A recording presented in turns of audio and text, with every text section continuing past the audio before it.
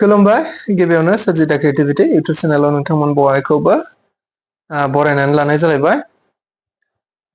बर'फोरा राजखान्थिया दायो बिटिसि आव बिपिएफ आरो इउपिपिएल मोननै दोलोआ ज' जामारगोन ना खौसे जामारगोन ना बाथ्राफोरखौ लानानै दायो गोनो गोथो गोबां सोलिदों आरो खौरां बिजोंफोरनि गेजेराव बयनिख्रुइबो बांसिन दायो सावरायजानाय बाथ्राफोरा जाहैदों बिटिसि आव बिपिएफ आरो इउपिपिएल मोननै राजखान्थि दोलोआ खौसे जानानै बिसायख'थिखौ गेलेमारगोन ना सोंथिफ्रा गोबां दं। सोरबा जानांगौ, सोरबा जानाङा, सोरबा जानो हागौ, सोरबा जानो हाया आरो गोबां रायजो राजाफ्रानो लुबैदों जानो हागौ जे बिपिएफ आरो इउपिपिएल राजखान्थि दोलो मोननैबो खौसे जानांगौ आरो गोबाङानो बेखौबो सानदों जे थारैनो बिपिएफ आरो इउपिपिएल मोननैबो राजखान्थि दोलोआ जुदि खौसे जानानै बिसायख'थि गेलेयोब्ला बेयाव गुबुन रावबो देरहानाय नङा आरो गुबुन रावबो बेयाव गोहो मोननाय नङा, साहस मोननाय नङा। बे बाथ्राखौ गोबाङानो सानदों आरो गोबाङानो बुंदों। थारैनो जों बयबो खौरां बिजोंफोरनि गेजेरजों नुनो मोनबाय थानाय जादों। दुलाराय बर' फरायसा आफादा मिथिनाय बायदिब्ला थांनाय माखासे समनिफ्रायनो बिपिएफ आरो इउपिपिएल मोननै राजखान्थि दोलोखौ बर'फोरनि जेंना जेंसि बा बर'फोरनि खैफोदखौ नुहुरनानै सानहरनानै बिपिएफ आरो इउपिपिएल राजखान्थि दोलोखौ खौसे खालामनायनि थांखिजों गेजेरनि जानानै मेडिएटर जानानै बिथांमोनहा गोबाव समनिफ्रायनो सावरायबोदों होननानै मिथिनो मोनबाय थादों। खौरां बिजोंफोरनि गेजेरजोंबो बुंथिबोबाय थादों। नंगौ, बेखौ लानानैनो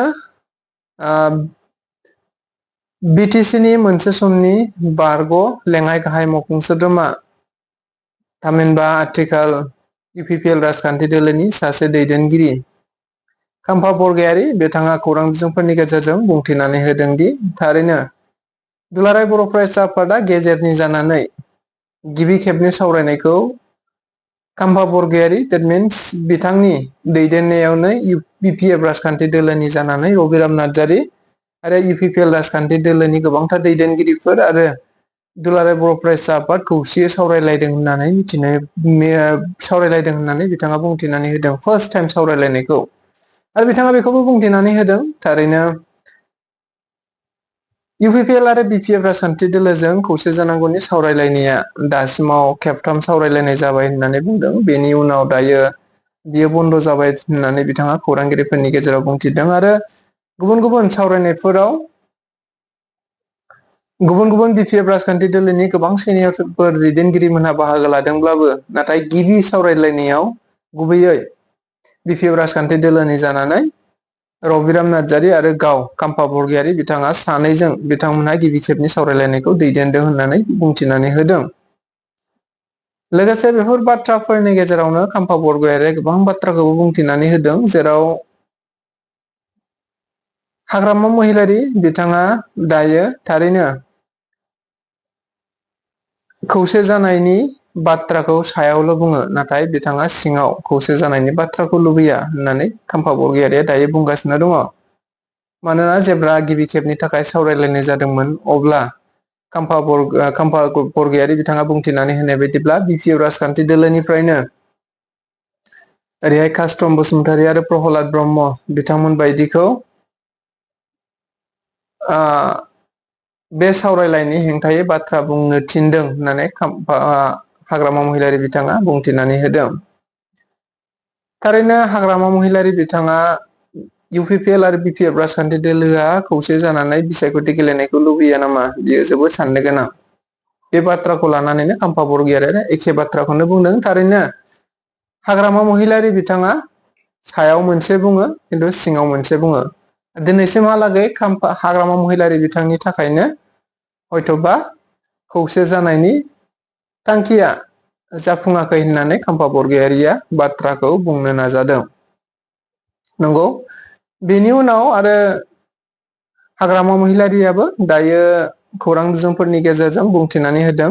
मैया दाखालिसो रिसेन्टलि बिथाङा बुंथिनानै होनाय बायदिब्ला थारैनो इउपिपिएल आरो बिपिएफ राजखान्थि दोलोखौ खौसे जाजानायखौ लुबैयो, बिथाङाबो लुबैयो आरो बिपिएफ आरो इउपिपिएल मोननै राजखान्थि दोलोआ खौसे जानानै जुदि बिसायख'थि गेलेनांगौब्ला बेयाव गुबुन आरो रावबो बिसायख'थि गेलेनो हानाय नङा। दैट मिन्स गेलेयोब्लाबो देरहानो हानाय नङा आरो देरहायोब्लाबो लाब जानाय नङा। खारन बिपिएफ आरो इउपिपिएल राजखान्थि दोलोआ खौसे जायोब्ला बिसोरनो सरकार दागोन आरो गोहोगोरा जागोन। बे बाथ्राखौ हाग्रामा महिलारि बिथाङाबो बुंथिनानै होदों।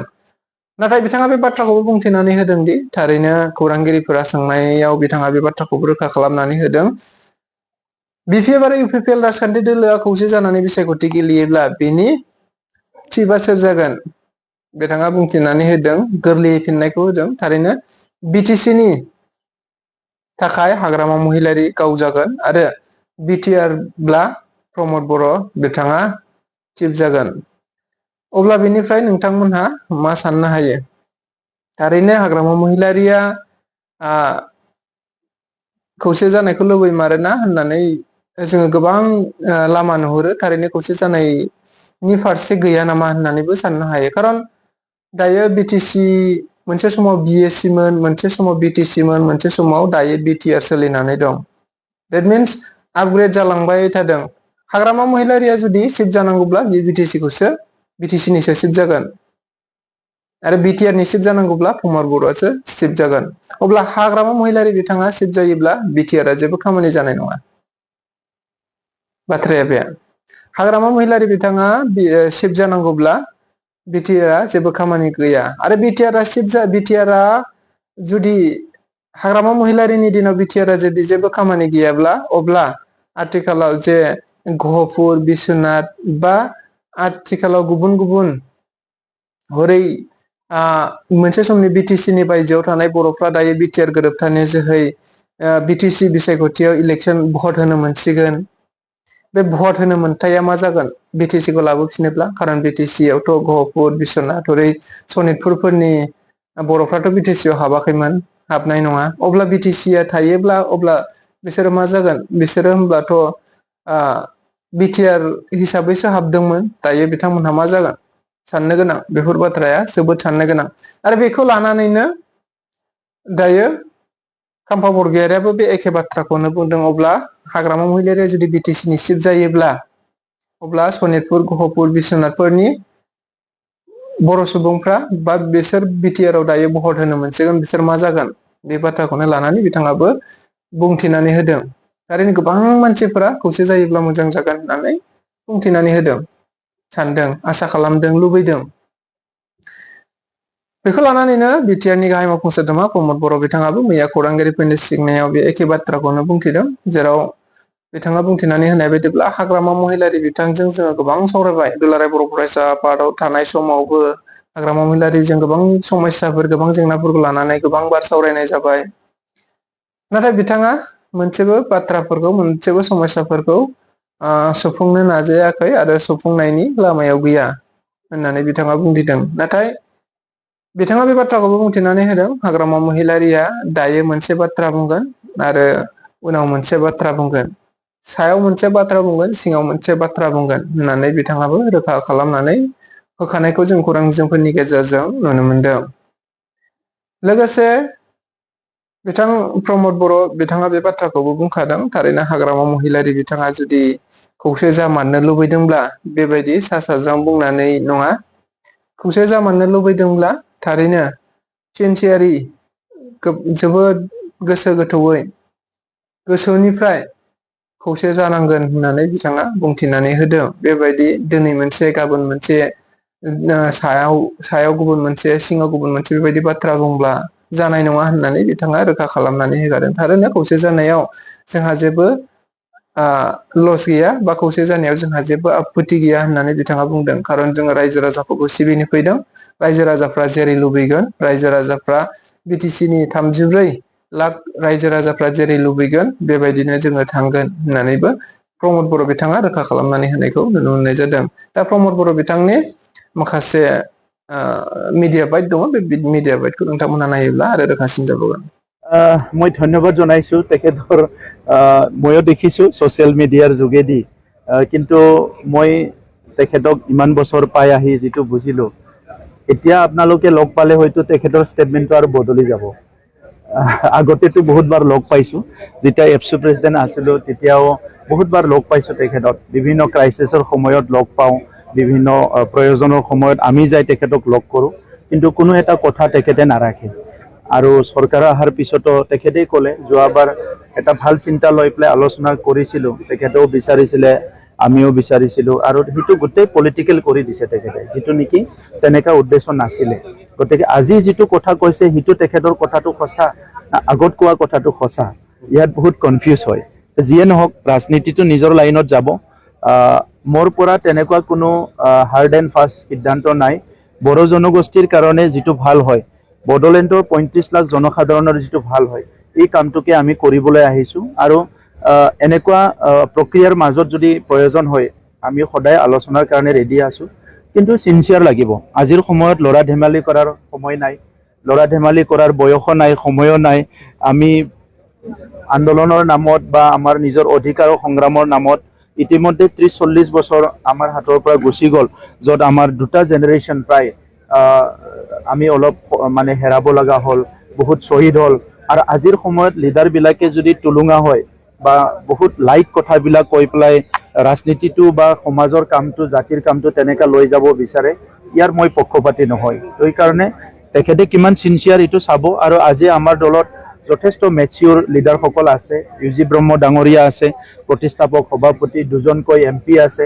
আজি আমাৰ দলত শাম্ফা বৰগয়াৰী ডাঙৰীয়া আছে, চন্দন ব্ৰহ্ম ডাঙৰীয়া আছে, গোবিন্দ বসুমতাৰী ডাঙৰ, চবে আলোচনা কৰিব, বিলোচনা কৰিব, তাৰপিছত সিদ্ধান্ত ল'ব। সেইটোকে মই ক'লো আপোনালোকক, এই যে 5 মিনিট কথাখিনি ক'লো, এই কথাটোকে কৈছোঁ মই, যে আমাৰ দলত একপক্ষীয় সিদ্ধান্ত কেতিয়াও নহয়। তেখেতে যি কয় আগতে চৰকাৰ থাকাতে সিটোৱে আইন আছিলে, আৰু তেখেতে যি কয় দলতো সিটোৱে আইন, কিন্তু আমাৰ তাত নহয়। আমাৰ দলটো ডেমক্ৰেটিক হয়। আমি সৰু সৰু কথাটোকো বহুতবাৰ আলোচনা কৰোঁ, যাতে সিটো সমাজৰ কাৰণে একো ক্ষতি নহয়, জাতিৰ কাৰণে ক্ষতি নহয়, দেশৰ কাৰণে, অঞ্চলৰ কাৰণে ক্ষতি নহয়। সেইকাৰণে আপোনালোকে দেখিছে 5 বছৰত আমাৰ ইয়াত কোনো তেনেকুৱা ডাঙৰ একো ক্ষতি হোৱা কাম হোৱা নাই। কোনো সমাজৰ, কোনো জাতি জনগোষ্ঠীৰ এককিঞ্চিতো বেয়া হোৱা কাম হোৱা নাই 5 বছৰত। যদি আপোনালোকে দেখিছে, 5 বছৰৰ আগত জ্বলি থকা উত্তপ্ত বড়োলেণ্ড, 5 বছৰৰ পিছত আজি ইমান সুন্দৰ পৰিৱেশ, এই কথাটো বহুতে চিন্তা কৰিছে যে এইটো কেনেকৈ হ'ব পাৰে। এইটো এনেকাই হ'ব পাৰে কাৰণ আমি চিন্তা কৰিছোঁ যে বড়ো ভূমিত বসবাস কৰা জাতি জনগোষ্ঠী, আমাৰ মাসকল, ভনীসকল, শিশুসকল, বাইদেউসকল বা আমাৰ দৰিদ্ৰ মানুহবিলাকে বহুত কষ্ট পালে যোৱা 20, 25, 30 বছৰত। এতিয়া আৰু আমি কাকো কষ্ট দিবলৈ নিবিচাৰোঁ। ৰাজনীতিটো ডাঙৰ কথা নহয়, সমাজখন ভালকে লৈ যাব লাগিব। স্বাধীনতাৰ 78 বছৰ পিছত আজিলৈকে কোনোবা যদি অধিকাৰ পোৱা নাই বুলি কৈছে, এই কথাটো আজিৰ ৰাজনীতিক নেতাসকলে চিন্তা কৰিব লাগিব।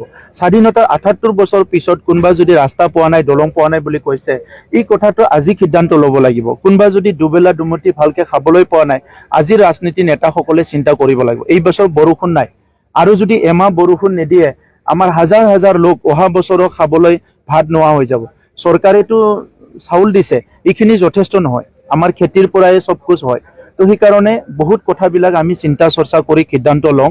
আৰু হাগ্ৰামা মহিলাৰী ডাঙৰীয়াই ৰাতিপুৱা যিটো কয় গধূলি সেইটো নকয়, গধূলি যিটো কয় ৰাতিপুৱা সেইটো নকয়। সেইকাৰণে আমি খুব ভালদৰে তেখেতক জানো। তেখেতে যেতিয়াৰ পৰা BLTৰ নেতা হ'ল, সংগ্ৰাম কৰিলে, যেতিয়াৰ পৰা BTCৰ দায়িত্ব ল'লে, এই প্ৰত্যেকটো মুহূৰ্ত আমি পাহৰি যোৱা নাই। গতিকে তেখেতৰ কথাত আপোনালোকেও ভাবি চাওক, কাৰণ আপোনালোকেও ৰিপৰ্টিং কৰা এজন 15 বছৰ 20 বছৰ হ'ল। গতিকে এই কথাবিলাক চিন্তা কৰি বড়োলেণ্ডৰ সমাজখন আমি আগুৱাই লৈ যাম।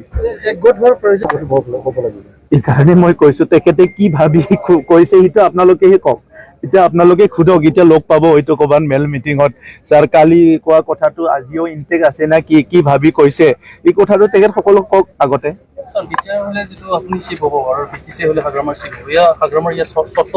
এইবিলাক বহুত লাইট কথা। BSc, BTC, BTR এইবিলাক মানে এটা সংগ্ৰামৰ ফল হয়, এইটো তুলনা কৰিবলৈ নাপায়। আজি যদি BScটো আজি ইয়াতে থিয় দি পেলাই 93 কিয় BSc একত কৰিছিলে চানচুমা দাই, এইটোতো তেখেতক অপমান কৰা হ'ব। সেই সময়ৰ পৰিৱেশে বাধ্য কৰিছিলে, সেইকাৰণে চানচুমা দাৰ নেতৃত্বত তেখেতসকলে চাইন কৰিছিলে। 2003 চনত হাগ্ৰামা মহিলাৰী ডাঙৰীয়াই কিয় পৃথক ৰাজ্য নোপোৱাকে কিয় চাইন কৰিছিলে, আজি যদি ইয়াতে থিয় হৈ কওঁ, বহুত ল'ৰাবিলাকে কয়। তো সেই সময়ৰ পৰিৱেশটো তেখেতসকলে বুজি পায়। 2020ত আমি কিয় চুক্তি কৰিছোঁ, আজি NDB যে মূল খুঁটিল আহিল, এই অঞ্চলত যে বন্দুক বাৰুদ বোমা বাৰুদ নাই, এই কথাবিলাক যদি ইমান টলুঙা মন্তব্য কৰে, কোনোবা সৰু ল'ৰা ছোৱালীৰ নিচিনা যদি মন্তব্য কৰে, ইয়াতকে দুৰ্ভাগ্যজনক কি আছে? আমাৰ ৰাজনীতি ইমান আগুৱাই গ'ল, ভাৰতবৰ্ষখন এতিয়া প্ৰধানমন্ত্ৰী নৰেন্দ্ৰ মোদী ডাঙৰীয়াই বিশ্বগুৰু নিৰ্মাণ কৰিব বিচাৰিছে, বিকশিত ভাৰত নিৰ্মাণ কৰিব বিচাৰিছে। ইয়াত যদি আমি সৰু সৰু কথাক লৈ পেলাই তামচা কৰি থাকো, লৰা ধেমালি কৰি থাকো, এইবিলাকতো কথা নহয়। তেখেতে কিয় 5 বছৰ BTC কাউন্সিলত নাহিল, BTR হওক বা BTC হওক বা BSC হওক, 5 বছৰ কিয় কাউন্সিলত নাহিল এইটো সোধকচোন।